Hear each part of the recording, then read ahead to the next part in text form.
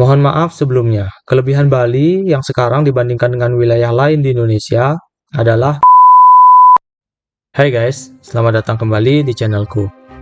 Berbagai portal berita heboh mempublikasikan kunjungan wisatawan mancanegara ke Bali meningkat namun okupansi hotel menurun. Hal ini menarik sekali, sehingga memunculkan pertanyaan, kenapa hal itu bisa terjadi? Kemana mereka?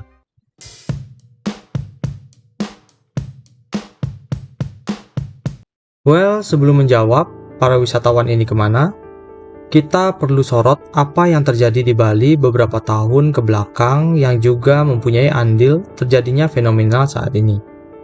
Isu masifnya pembangunan villa tak berizin serta kos-kosan elit yang dimiliki asing di Bali, terutama di Bali bagian selatan. Lahan beralih fungsi dari kawasan hijau menjadi kawasan pemukiman dengan mudahnya. Lah, hubungannya apa? Aku punya seorang teman, seorang leader operasional di sebuah villa. Dia mengelola villa pribadi yang mana pemiliknya merupakan warga negara asing. Okupansinya hampir selalu penuh, tapi sebagian merupakan tamu dan sebagian lagi merupakan keluarga owner, kadang kerabatnya, kadang juga temannya. Kemudian aku bertanya lagi, emang tiap waktu ada aja keluarga atau rekanan owner yang stay? Jawabannya, iya. Sadar gak sih, hal ini bisa menjadi celah? Seorang wisatawan bisa saja mengaku kerabat dari owner, teman dari owner, keluarga owner, di mana kemudian status dia stay di villa tersebut dimasukkan ke complimentary atau free of charge. Padahal sebetulnya dia beneran penyewa.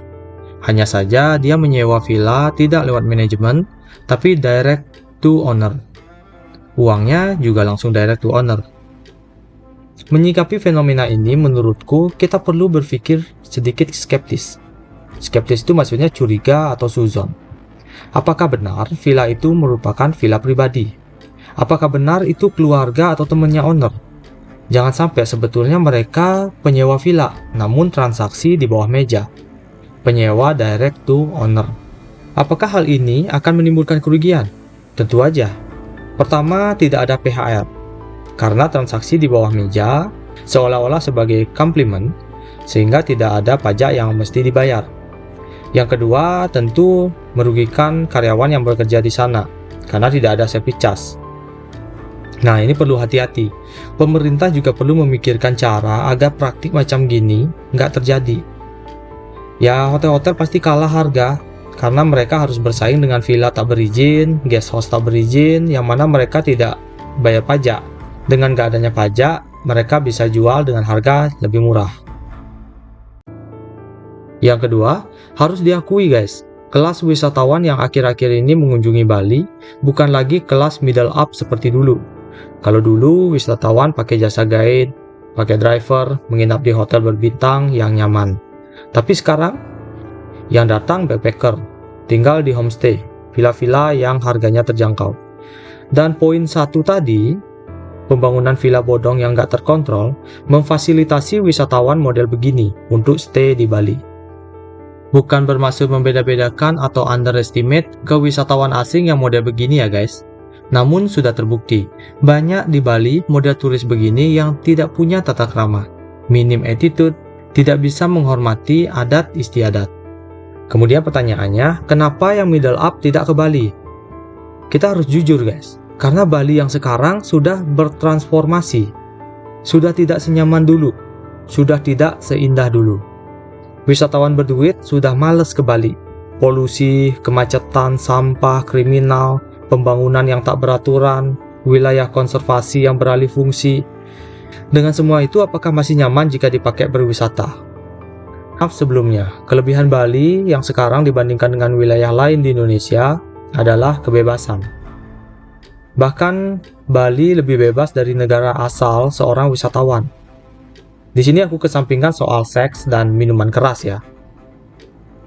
Bule berkendara seenak jidat.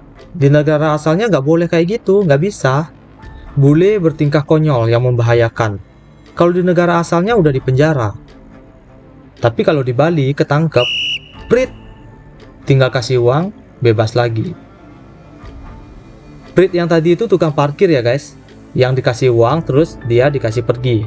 Jangan disalahartikan. Oke, kita lanjut deh.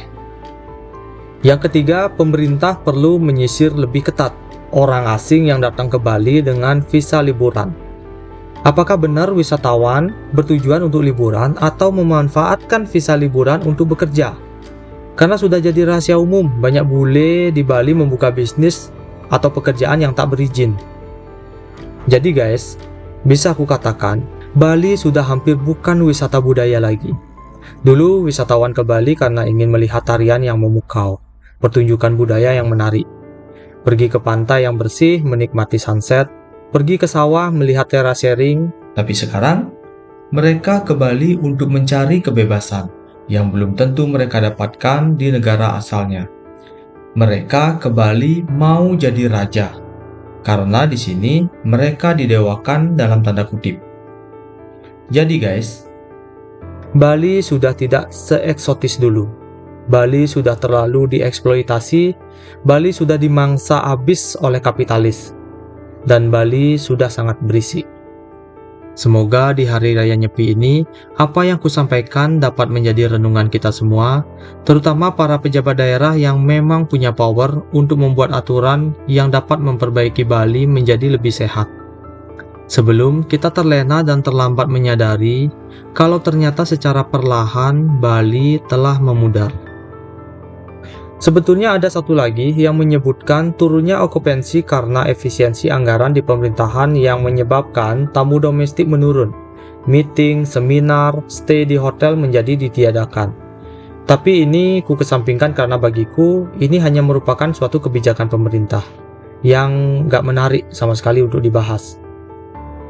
Terakhir, hal yang aku sampaikan ini pasti akan ada pro kontra, ada yang setuju, ada yang tidak setuju. Maka dari itu silahkan tulis di kolom komentar jika kalian punya pandangan yang berbeda tentang Bali saat ini. Terima kasih, sampai jumpa di video selanjutnya.